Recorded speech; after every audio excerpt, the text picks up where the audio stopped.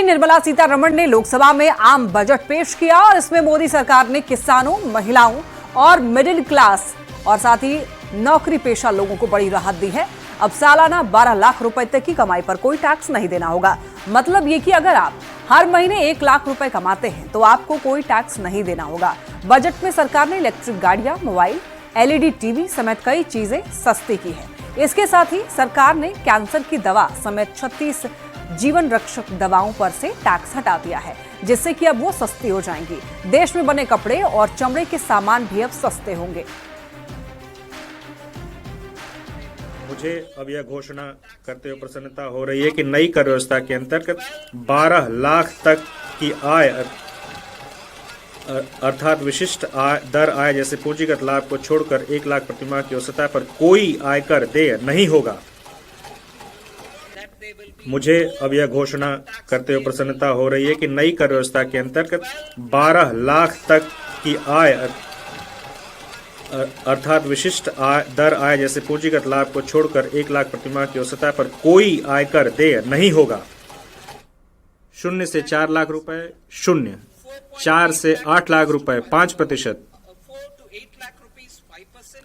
8 से 12 लाख रुपए 10%, 10 से 12 लाख रुपए 15%, 16 से 20 लाख रुपए 20%, 20 से 24 लाख रुपए 25%, 24 लाख रुपए से अधिक 30%। 0 से 4 लाख रुपए 0, 4 से 8 लाख रुपए 5%, 8 से 12 लाख रुपए 10%, 10 से 12 लाख रुपए 15%, 16 से 20 लाख रुपए 20%, 20 से 24 लाख रुपए 25%, 24 लाख रुपए से अधिक 30%। पीएम मोदी ने आम बजट की तारीफ की है। पीएम मोदी ने आम बजट को जनता जनार्दन का बजट बताया है। पीएम मोदी ने कहा कि सुधार की दिशा में बड़े कदम उठाए गए और ये विकसित भारत को मिशन को आगे बढ़ाएगा। बजट का मकसद खजाना भरना नहीं है, ये बजट ग्रोथ को तेज करेगा। भारत की विकास यात्रा का एक महत्वपूर्ण पड़ाव है। ये 140 करोड़ भारतीयों की आकांक्षाओं का बजट है। ये हर भारतीय के सपनों को पूरा करने वाला बजट है। हमने कई सेक्टर्स युवाओं के लिए खोल दिए हैं। सामान्य नागरिक विकसित भारत के मिशन को ड्राइव करने वाला है। बजट में किसानों के लिए जो घोषणा हुई है वो कृषि क्षेत्र और समूची ग्रामीण अर्थव्यवस्था में नई क्रांति का आधार बनेगी। 12 लाख रुपए तक की आय को टैक्स से मुक्त कर दिया गया है।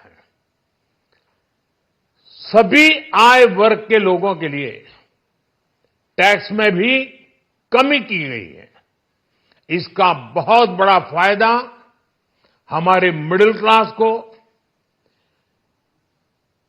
नौकरी पेशे करने वाले जिनकी आय बंधी हुई है ऐसे लोगों को, मिडिल क्लास लाभ होने वाला है। इस बजट में मैन्युफैक्चरिंग पर 360 डिग्री फोकस है। केंद्रीय वित्त मंत्री निर्मला सीतारमण ने आज बजट पेश कर दिया और बजट पेश करने के बाद में पीएम मोदी ने संसद में वित्त मंत्री को बधाई दी। पीएम मोदी के साथ ही एनडीए के मंत्रियों और सांसद वित्त मंत्री के पास गए और बेहतर बजट पेश करने को लेकर के उनको बधाई दी। तस्वीर में आप ये देख सकते हैं कि बजट पेश करने के बाद पीएम मोदी सहित एनडीए के सांसद वित्त मंत्री निर्मला सीतारमण के पास पहुंचते हैं और एक दूरदर्शी और मिडिल क्लास को राहत देने वाला बजट इसे बताते हैं और बजट पेश करने के लिए निर्मला सीतारमण को बधाई देते हैं।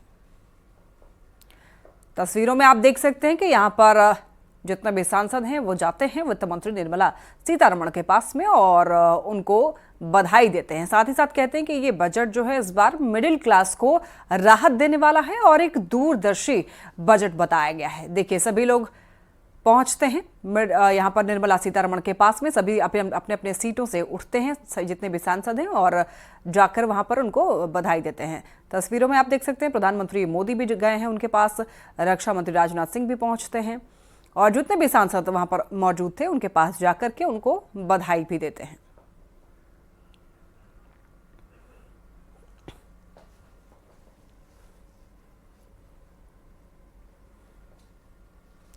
तो बेहतर बजट पेश करने के लिए आपको बता दें कि यहां पर निर्मला सीतारमण को बधाई दी गई है।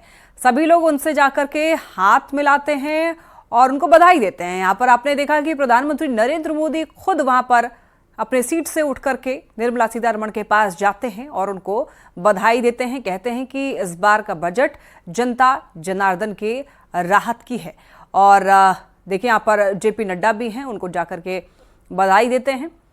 जितने भी सांसद हैं वो अपने सीट पर से उठ करके जाते हैं और वहां पर निर्मला सीतारमण के पास पहुंच करके उनको बधाई देते हैं और कहते हैं कि इस बार का बजट कितना खास है और मिडिल क्लास के लिए खास तौर पर कितना राहत देने वाला ये बजट है। और अब बजट में बिहार के लिए क्या कुछ है उसकी अगर बात करें तो देखिए बजट में बिहार की बल्ले बल्ले हुई है। वित्त मंत्री ने बजट में बिहार के लिए खजाना खोल दिया है। किसान से लेकर के आम आदमी तक के लिए यह खास बजट है। आईआईटी पटना में सीटों का विस्तार किया जाएगा, ऐलान किया गया है बजट में। वहीं देखिए पटना एयरपोर्ट का भी विस्तार किया जाएगा। बिहार में ग्रीन फील्ड एयरपोर्ट बनाए जाएंगे। बिहार के मखाना किसानों को प्रोत्साहन मिलेगा। बिहार में मखाना बोर्ड का गठन किया जाएगा। मिथिलांचल रीजन के लिए सिंचाई स्कीम का भी ऐलान किया गया है। वहीं कोसी कनाल से 50,000 हेक्टेयर की सिंचाई होगी। वेस्टर्न कोसी कनाल प्रोजेक्ट को वित्तीय मदद मिलेगी। तो बहुत कुछ इस बार के बजट में बिहार के लिए, बिहार वासियों के लिए पिटारा खोल दिया गया। तो बजट में बिहार के लिए बल्ले बल्ले। Makana board will be established in the state to improve production, processing, value addition and marketing of Makana. The people engaged in these activities will be organized into FPOs. The board will provide hand-holding and training support to Makana farmers and will also work to ensure they receive the benefits of all relevant government schemes. नहीं, हम धन्यवाद देते हैं वित्त मंत्री निर्मला सीतारमण जी का, आदरणीय प्रधानमंत्री मोदी जी का, खास करके जो ग्रीनफील्ड एयरपोर्ट आने से, जैसे जेवर में एयरपोर्ट है उसी स्तर का एक एयरपोर्ट बिहार में बन जाएगा। तो अंतर्राष्ट्रीय फ्लाइट यहाँ से देश और दुनिया में जाएगा। और जो मखाना बोर्ड का अनाउंसमेंट हुआ है, अब उनको वहीं पर मार्केटिंग, पैकेजिंग, उसका लिंकेज सब कुछ मखाना बोर्ड के थ्रू वहाँ पर होगा। तो मुझे लगता है नीतीश कुमार जी ने बहुत सारा काम बिहार के लिए किया, लेकिन बहुत सारे पैरामीटर पे बिहार अभी भी नेशनल एवरेज से पीछे है। पिछले बजट से भी और आज जो बजट आया है, इस सब अनाउंसमेंट से बिहार भी नेशनल एवरेज को जल्दी ही कैच करे। ये मखाना बोर्ड का जो निर्णय है यूनियन कैबिनेट का बनाने का, वो काफ़ी वेलकम स्टेप है। हम लोग इसके लिए पिछले 5 साल से प्रयास कर रहे थे कि भारत सरकार बिहार में एक मखाना बोर्ड का गठन करे, जिससे मखाना में जो प्रोडक्शन इंक्रीज हो, प्रोसेसिंग बढ़े और जो मार्केटिंग वर्ल्ड वाइड है वो बढ़े। तेजस्वी यादव ने आम बजट पर सवाल उठाया है। तेजस्वी यादव ने कहा है कि सब कुछ गुजरात को दे दिया गया है, जबकि बिहार में रोजगार कैसे बढ़ेगा, पलायन कैसे रुकेगा, इन सब की कोई चर्चा नहीं की गई है। बिहार में कारखाना पलायन कैसे रोके, कारखाने कैसे लगेंगे, इन्वेस्टमेंट क्या है, सब तो मोदी जी ने गुजरात को दिया, बिहार को क्या दिया? सब कुछ गुजरात में, सब कुछ गुजरात में, बिहार को ठेंगा। यही काम किया मोदी जी। वित्त मंत्री निर्मला सीतारमण ने सफेद कलर की मधुबनी साड़ी पहन करके बजट पेश किया। साड़ी में बेहद ही खूबसूरत मिथिला पेंटिंग है और इस साड़ी को पद्मश्री कलाकार दुलारी देवी ने निर्मला सीतारमण को भेंट किया था। वित्त मंत्री के मधुबनी साड़ी पहनने पर संस्थान और बाकी सभी कलाकारों में खुशी की लहर है। देखिए पद्मश्री कलाकारों ने निर्मला सीतारमण के इस अंदाज को लेकर के क्या कुछ कहा है। हमरा सबके लेल, खास पूरे मिथिला के लेल, मिथिला चित्रकला में जे सीतारमण जी आयल छलखिन हैं, जे हुनका भेंट देल गेलै मिथिला पेंटिंग, मधुबनी पेंटिंग चित्रकला के स्थान तरफसँ, जे ओहि साड़ी में जे छै, जे अपना सबके मिथिला में माछ मखान बहुत फेमस छै। ओहि साड़ी में हम दर्शेने छलियै जोरुआ माछ और कमल तो माछ अहाँके विष्णु रूप होइ छै। अपना बिहारके लेल देशके लेल बहुत बड़का चीज छै। आइ हमसब बड़ खुश छी जे हमर सीतारमण जीके विदाइ जेना बेटीके दै छै, सीताजीके विदाइ भेलै तऽ हुनको विदाइमे साड़ी कऽ गेलखिन, तहिना हुनका साड़ी देल गेलै मिथिला चित्रकलाके स्थानसँ। आइ मिथिला चित्रकलामे हमसब बहुत खुश छी, पूरा देशवासी खुश अइ। हमरा जे मिथिला चित्रकला संस्थानमे मैडम एला सीतारमण जी, हिनका जेना बेटीके सीताजीके विदाइ भेलनि, साड़ी साया कुर्ता चूड़ी लहठी सिन्दूर दूब धान सब हुनका विदाइ भेलै। बहुत खुशी भेला। सब कोई गानो गा कऽ दुलारी जी बउआ जी हमहूँ कुछ गाना गा कऽ सुनेलिए। बहुत थैहर मन भेलै, बहुत खुशी से गेला है। और अभी जे मिथिला पेंटिंग के साड़ी जे पेड़ कऽ गेला है तो उनका बजट दे दिलकै है, तो पूरा देशवासी पूरा मिथिला अंचल के लोग बहुत खुशी मना रहल थे। जहन जाय लगलखिन तऽ हम समदाउन हुनका सुनेलियनि आ हुनका विदाइ देल गेलनि। आ ओहि कालमे हमर हमर जे एहिठाम संस्थानक आचार्य छथि मिथिला चित्रकला संस्थानके कनिया आचार्य प्रतीक प्रभाकर एकटा कहलखिन कि जे मैडम अगर संभव हो तो इस साड़ी को आप बजट सत्र के दिन पहनिएगा। तो से हमर हम पूरा संस्थान दिससँ हुनका बहुत बहुत धन्यवाद दै छियनि। वित्त मंत्री निर्मला सीतारमण जी के बहुत बहुत धन्यवाद कहऽ चाहै छियनि और साथ में हम बधाई देवऽ चाहै छियै मिथिला चित्रकला से जुड़ल जते कलाकार छथिन, पूरा भारत वर्ष में जते मिथिला पेंटिंग से जुड़ल कलाकार छथिन हुनका सब गोटे के बधाई कि आइ देश में अपन देश में और नहीं पूरा विश्व में आइ मिथिला पेंटिंग के एकमात्र साड़ी से प्रचार भ गेल। और एहि साड़ी के प्रचार भेला से पूरा रोजगार के माध्यम बढ़ते, जते लोग छथिन फेर सब मिथिला पेंटिंग फैशन में एते। अहाँ बजट वाला दिन जे पहिर लेबै तऽ हमरा सब लेल बहुत पैघ गप हेतै, तऽ से हमर सबके वो मान रखलखिन, तऽ ताहि लेल हुनका बहुत बहुत धन्यवाद।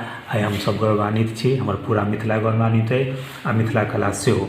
एहिसँ जुड़ल सब लोग आइ गौरवान्वित छथि।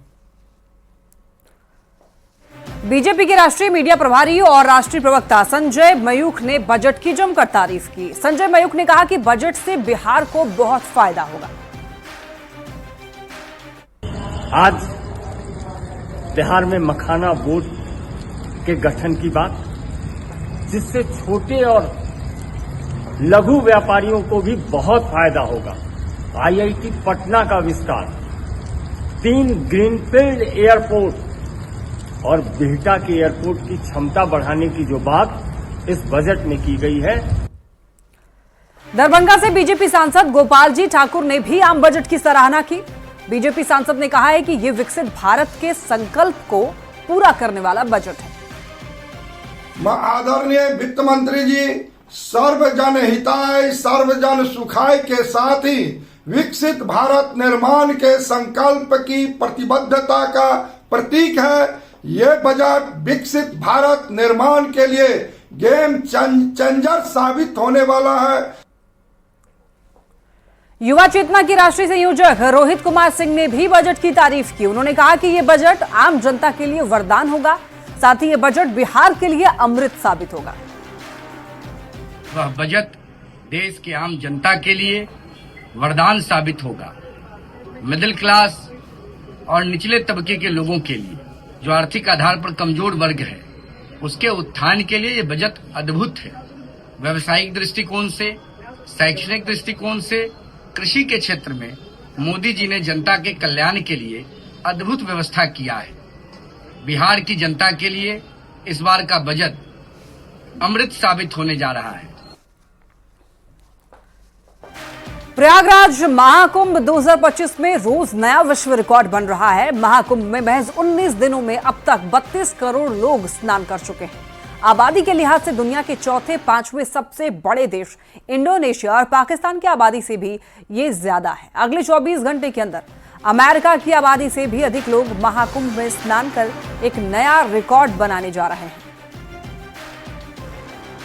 और महाकुंभ को लेकर श्रद्धालुओं का उत्साह देखते ही बन रहा है। गुजरात से आई महिलाओं के एक ग्रुप ने भजन गा करके अपनी खुशी का इजहार किया और उसके मधुर भजन श्रद्धालु सुनकर के झूम उठे। श्रद्धालुओं ने लोगों को संयम बरतने और अफवाहों पर ध्यान नहीं देने की भी अपील की। तो दीजिए जन्म जन्म का साथ, मेरे सिर पर रख दो बाबा, मेरे सिर पर रख दो बाबा, अपने दोनों हाथ देना हो। महाकुंभ में देखिए 73 देशों के 116 राजनयिक पहुंचे, जिनका प्रयागराज पहुंचने पर मेला प्रशासन ने स्वागत किया। अमेरिका, रूस, यूक्रेन, जापान, जर्मनी, दक्षिण Africa, France, Brazil, Malaysia, New Zealand, Italy, Canada, Switzerland, Thailand समेत 73 देशों के राजनयिक महाकुंभ पहुंचे। और जहां पर देखिए विदेशी डेलीगेट्स का महाकुंभ मेला में अखाड़ों की परंपराओं और आध्यात्मिक संस्कृति से साक्षात्कार हुआ। विदेशी डेलीगेट्स सबसे पहले अरैल के अस्थायी सर्किट हाउस त्रिवेणी संकुल पहुंचा। इसके बाद सभी राजनयिकों ने संगम में आस्था की डुबकी लगाई। और अब बात कर लेते हैं जमशेदपुर की। जमशेदपुर से एक बड़ी खबर मिल रही है, जहां पर केवल मामूली विवाद में दोस्तों के बीच में चाकूबाजी हुई है। एक युवक की मौत भी बताई जा रही है, दूसरा युवक गंभीर रूप से घायल हो गया है। घायल का टीएमएच अस्पताल में इलाज जारी है। पुलिस ने 2 युवकों को गिरफ्तार किया है। शराब पीने के बाद दरअसल विवाद की बात सामने आ रही है। गोलमुरी थाना क्षेत्र की यह घटना बताई जा रही है, जहां पर मामूली विवाद के बाद चाकूबाजी की खबर मिल रही है। मामूली विवाद में दोस्त के ही बीच में चाकूबाजी हो गई। एक युवक की मौत हो गई है, दूसरा गंभीर रूप से घायल बताया जा रहा है और घायल का अस्पताल में इलाज जारी है।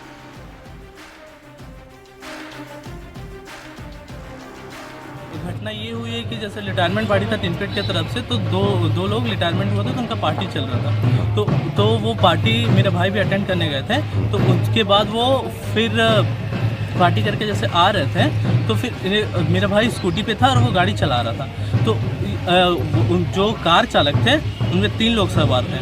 तो वो उन्होंने क्या किया कि कार अल्कोहल पी के चला रहे थे। तो उसके बाद अचानक गाड़ी बहुत डिसबैलेंस करके चला रहे, तो मेरे भाई को टकराते हुए बचा।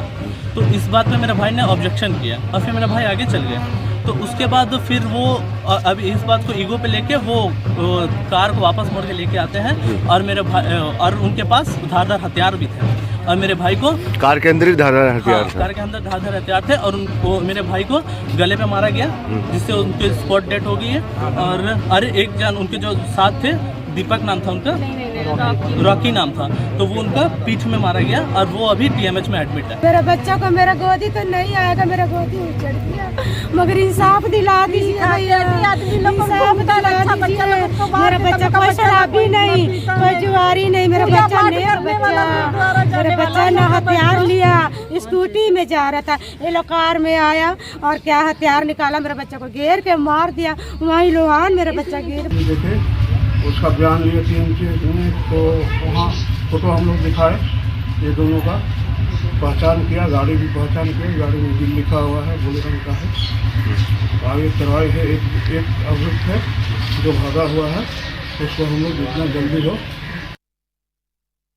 और अब आपको एक खबर गढ़वा की बताते हैं, जहां पर शिक्षक और छात्र के बीच में एक सुंदर तस्वीर देखने को मिली है। ये तस्वीर मेराल प्रखंड के मध्य विद्यालय बिकताम का है, जहां पर सहायक शिक्षक विपिन महतो के विदाई समारोह में बच्चे भावुक हो गए और फूट फूट कर रोने लगे।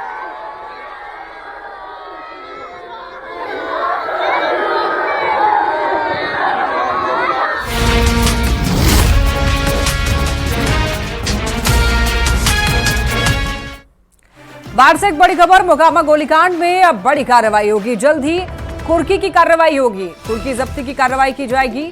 मोनू समेत अन्य आरोपियों पर एक्शन होगा। पुलिस ने सभी का वारंट लिया। पंचमाला थाना क्षेत्र का ये मामले को लेकर के एएसपी राकेश कुमार ने बताया है कि पूर्व विधायक अनंत सिंह सोनू समेत 3 लोगों को न्यायिक हिरासत में भेज दिया गया है और वहीं मोनू और अन्य आरोपियों की गिरफ्तारी के लिए छापेमारी की जा रही है। पुलिस ने कोर्ट से वारंट लिया है और अब जल्द ही कुर्की जब्ती का भी आदेश लेकर के आगे की कार्रवाई की जाएगी। मुजफ्फरपुर से एक बड़ी खबर, जहां पर भीषण सड़क हादसे में 5 लोगों की मौत हो गई है। सदर थाना क्षेत्र के मधुबनी में न्यू 4 लेन बाईपास पर एक स्कॉर्पियो बेकाबू होकर के दरअसल पलट गई। हादसे में 5 लोगों की मौके पर ही मौत की खबर मिल रही है, जबकि 4 लोग गंभीर रूप से घायल हुए हैं। सभी यात्री वहां कुंभ से लौट रहे थे और वो नेपाल के मोतिहारी के रहने वाले हैं। बताया जा रहा है कि एक बाइक को बचाने में तेज रफ्तार स्कॉर्पियो बेकाबू होकर के पलट गई। जिसमें स्कॉर्पियो सवार 5 लोगों की मौके पर ही मौत हो गई। एक्सीडेंट होने की जानकारी प्राप्त हुई थी सदर थाना क्षेत्र में।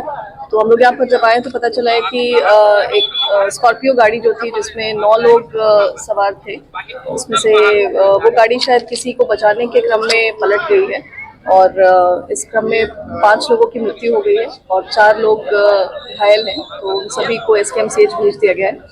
जो घायल है वो भी इलाजरत हैं। यहाँ पे स्कॉर्पियो गाड़ी थी, उसका एक्सीडेंट हुआ है। उसमें कुल 9 लोग थे, जिसमें 5 लोगों की मृत्यु हुई है और 4 लोग घायल हैं। मृत्यु हुई उनकी बॉडी को SKMCH भेजा गया और जो घायल हैं उनका इलाज के लिए SKMCH में एडमिट कराया गया। ये लोग महाकुंभ से लौटने की बात कही जा रही है। हाँ, इन लोग महाकुंभ से लौट रहे थे और इनका सभी का घर नेपाल में था।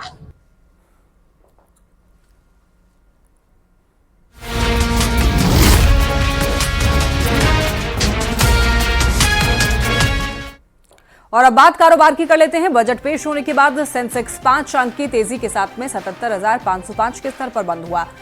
निफ्टी में 26 अंक की गिरावट रही और ये 23,482 के स्तर पर बंद हुआ। तो वहीं BSE मिड कैप 212 अंक की गिरावट के साथ 42,884 पर बंद हुआ। सेंसेक्स के 30 शेयरों में से 16 में तेजी और 14 में गिरावट रही। निफ्टी के 50 शेयरों में से 29 में गिरावट और 22 में तेजी रही। बॉम्बे स्टॉक एक्सचेंज और नेशनल स्टॉक एक्सचेंज आज शनिवार होने के बाद भी केंद्रीय बजट के चलते खुला था।